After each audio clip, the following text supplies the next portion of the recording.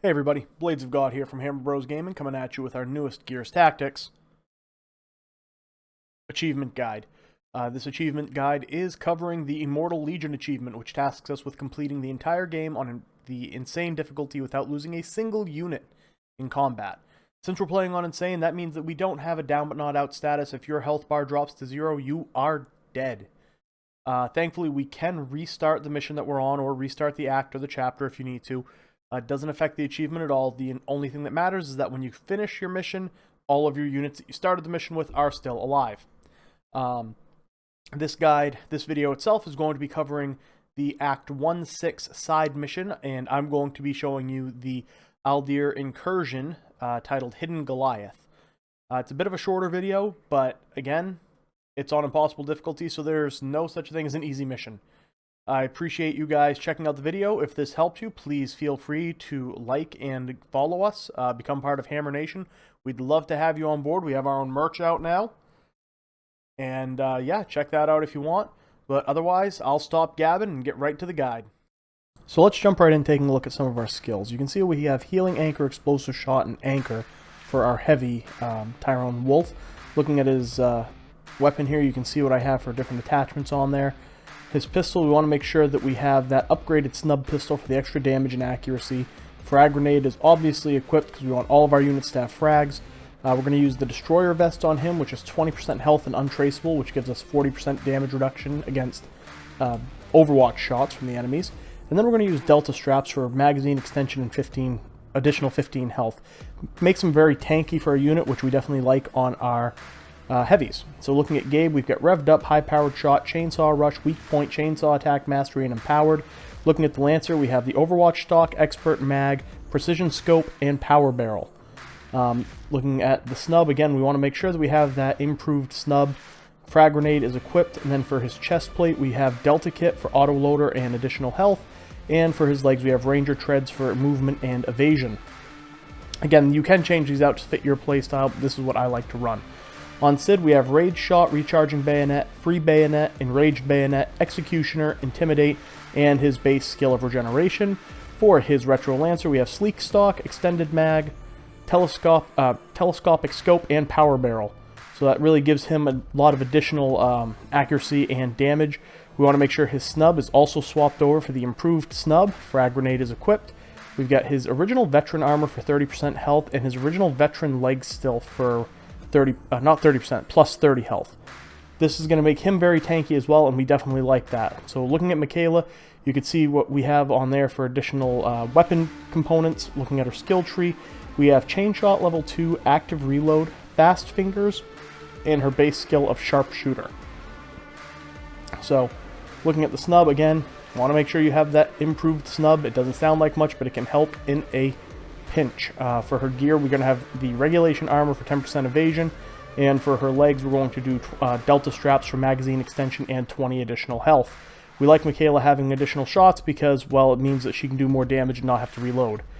Looking at our scout, you can see again, quick run through of what we have on the weapon, and then for the snub, we're going to throw on that additional damage, the improved snub. Frag grenade is equipped.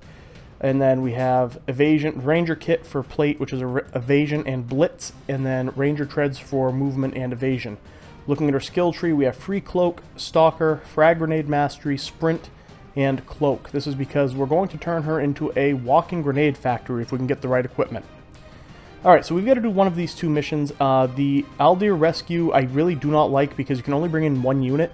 So I try to avoid all of those one unit missions because they are doable, but they are very difficult. And while it would be awesome to get that epic weapon mod, we're going to have to make do with just a couple of rare weapon and armor mods here. So we're going to do Aldair Incursion, Hidden Goliath, and use reload 5 or fewer times in the mission as our optional objective. The modifiers are wretches get 100% additional damage. So we definitely want to make sure we're keeping those wretches at a distance. So this is the crew I'm bringing in. I'm bringing in Marcella, and nope, I'm not actually. I'm going to bring in Tyrone instead. So we're going to bring in our heavy, then we're going to bring in our 3 main characters because we want to make sure they're getting all the experience possible. So that's Gabe, Sid, and Michaela. The reason that I actually swapped out from the scout to the heavy is because we're going to be using a lot of Overwatch in this because there are a lot of wretches. And in my experience, it's better to have the heavy doing the overwatching just because it takes out a lot of the enemies, and he will continue to use the Overwatch even if he runs out of what he should have for action points. So you can see right at the beginning of the mission, I circled up top there, and you can see where the wretches are now. This first stage of the mission is actually going to have a ton of wretches, so don't advance too far. Get yourself a nice Overwatch cone going here.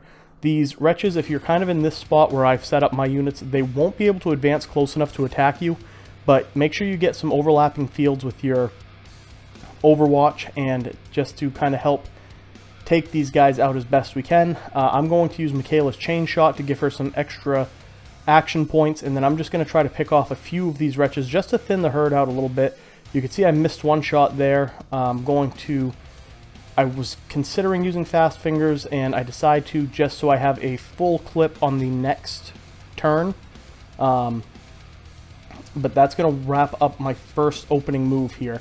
So you're going to see the wretches. The AI for the wretches, like I've said in the past, it's very, very basic. It's, okay, you put your units here, the wretches are here, we're going to move in a straight line, or as close to a straight line as we can to where your units are. So you can use that to our advantage. As you can see right here, they grouped up, and I'm able to take out 5 of them with a single frag grenade, which is absolutely awesome.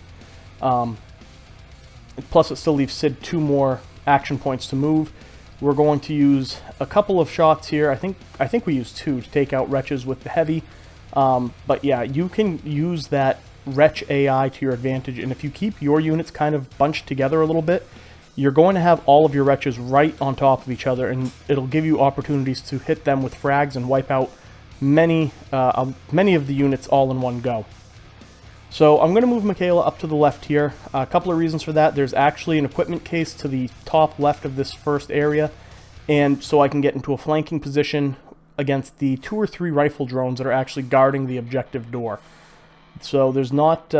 you can see we don't have any enemies on the field right now that we can see. The fog of war is obscuring those, but they're going to be to the top right. There's that equipment case that I was talking about that I'm going to have Michaela grab. Plus, it's going to put her, like I said, in a very good flanking position for when we draw out those rifle drones. I'm actually going to set up an Overwatch position here, anticipating that these drones are going to move up, or they're going to push up on me on this turn. And again, like I said in the past guides, you really don't need to rush this. There's no kill timer going on. There's no... well, there will be enemy reinforcements eventually, but right now there's no need to worry about enemy reinforcements. You're going to be all set, so just play it slow. I actually kind of overextended myself a little bit there. I really shouldn't have moved that far up with my heavy, but I decided to risk it, and it ends up working out. So you can play a little more conservative and not have your heavy be sort of all out there on his own. You can see I'm trying to give him some assistance, covering the alleyway that the drones would advance down using Sid, and then I'm going to double down on that area with Gabe. It does leave that sort of 12 o'clock position from Gabe open, but again, the AI is not that intuitive. A lot of times it will go for the closest enemy, or what they see is the closest enemy, your closest ally. And that's what you can see happen with that drone, is that even though my heavy is well behind that wall, the rifle drone is still trying to overwatch him, even though I could simply move back some and not be anywhere within his reach. But we're going to move up with Gabe, use the chainsaw attack to take him out. That opens up that alleyway of movement for both the heavy and for Sid without needing to worry about getting hit with the Overwatch shots. Right here, I'm trying to figure out if there's a way that I can get an angle on this drone to use my retro charge. Just the camera just a little bit, and I think I got it right there. Sneaking over to the right just a hair to make sure my angle's good. And then I'm going to use my retro charge to take care of the rest. Very, very tight. Almost did not get it because of that pillar, but we got it, and that's going to take out all the enemies in this area. Now, something to note, and I don't know if this is only on Insane, but this is the only time I've seen it happen. Playing on lower difficulties, I always liked to sit by this gate and just burn through a bunch of my turns to let my grenades or abilities or whatever completely recharge. However, I have found that if you waste more than 3 or 4 turns, or I'd say maybe 3 turns by this gate without opening the gate and pushing forward, you're going to have Reavers drop off 2 boomers, like right on top of you, right next to this gate. And boomers are no joke. If you saw the video that I did, or the guide that I did that covered the first encounter with the boomers, they are unbelievably bullet spongy. And even if you have a full set of 12 turns, which is three actions with each of your 4 characters, I don't think that you could take out both these boomers, even using grenades or anything like that. It's very difficult, and it's better to just, you know, get that gate open and let the enemies from the second half of the map start advancing. So once that gate is open, you're going to get a checkpoint. The threat of the boomers is essentially negated at this point. I've never seen the game drop the reinforcements via Reavers after opening the midway gate. So you're all set there. You're not going to have any enemies pushing up behind you. And all I like to do on this mission, or these types of missions by and large, is kind of sit back in the original area or the opening area of the second half of the map and let the enemies filter down to you. Again, there's no timer on this. You can take as many turns as you need. The enemies are going to advance at their own pace, so there's no need to really rush up and overextend yourself and isolate your units. Because again, especially on this map where the modifier gives the wretches additional damage, one shot from the wretch and you're done. Doesn't matter if you're in half cover, full cover, whatever.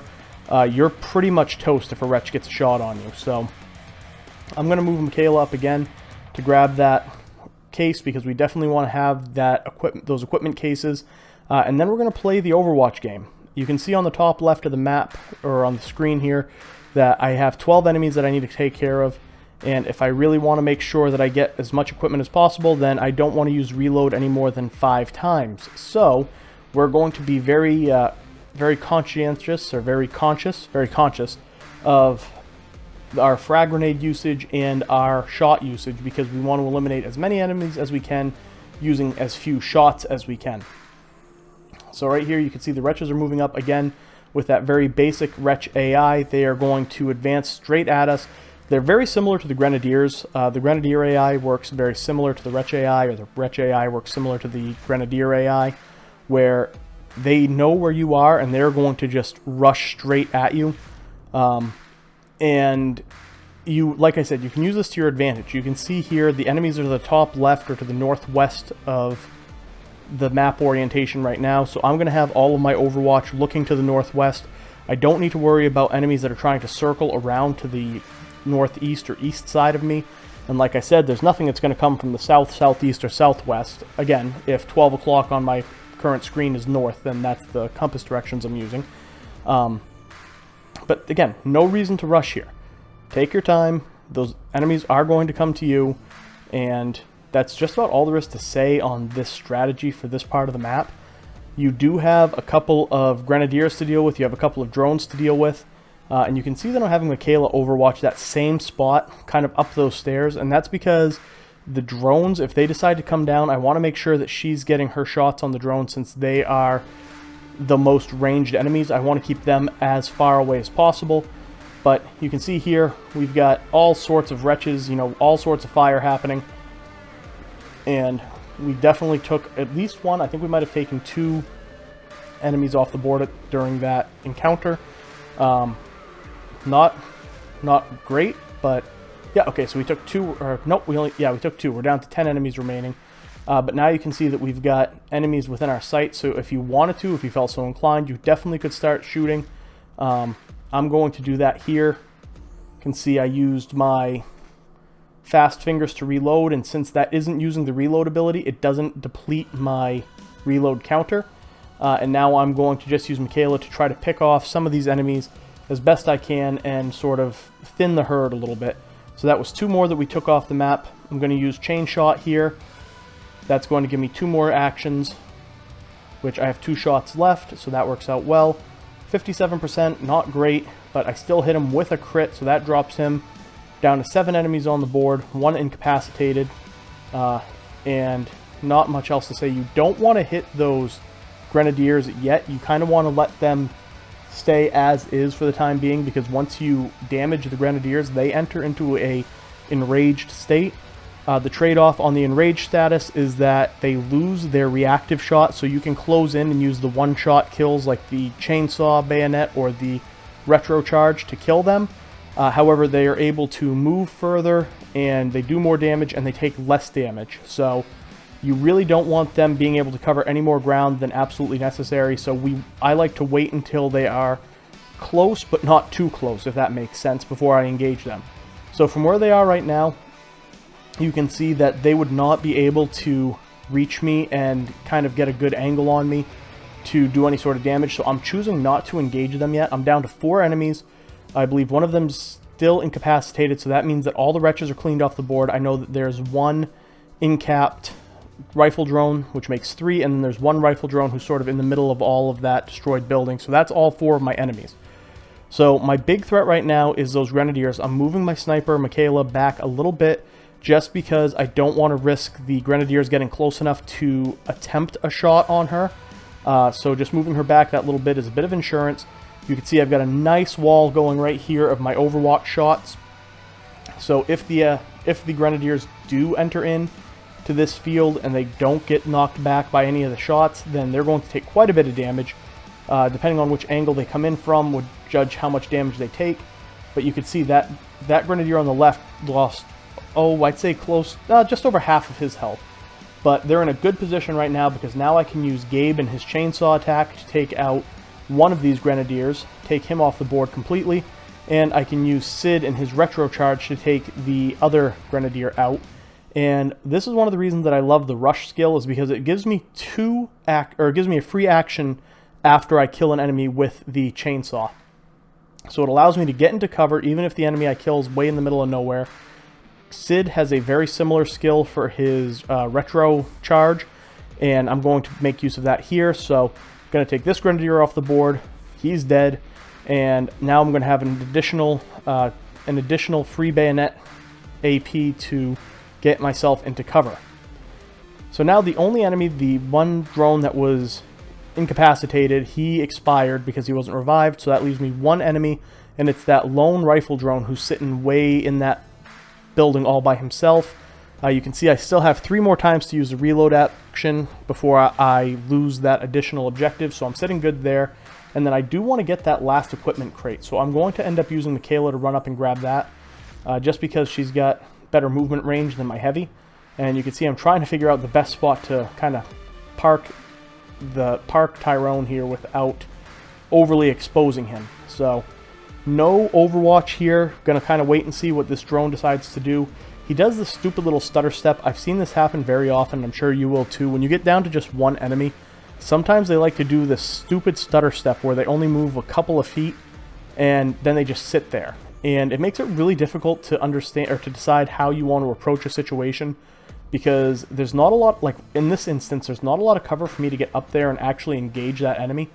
But thankfully I have frag grenades. And since frags do a set amount of damage, depending upon, where it lands, I know that, okay, as long as I can hit him, I'm going to do approximately half of his health.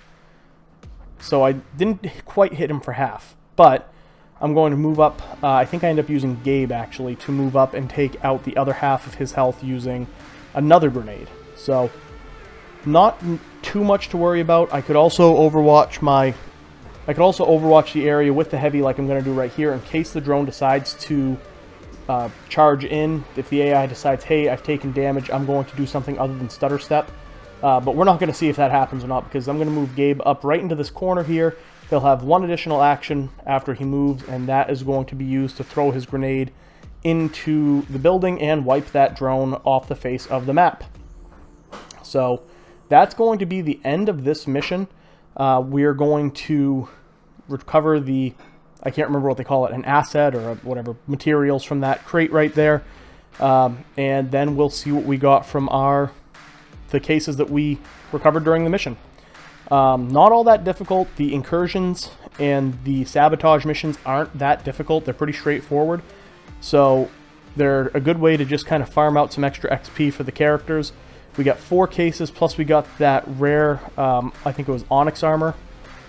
So here we go. We've got 1 character who leveled up, Tyrone leveled up, which is good. And let's see what we got for cases. I'll open these up, and that'll be the end of the video. Thank you guys so much for watching. I really hope this helped, and until next time, take care of yourselves. Bye-bye. Hey everyone, thank you so much for watching. If you enjoyed this video and want to see more content like this, please like and subscribe. You can also check us out on Twitch at Hammer Bros Gaming. I am Blades of God, and until next time, have a great day everyone.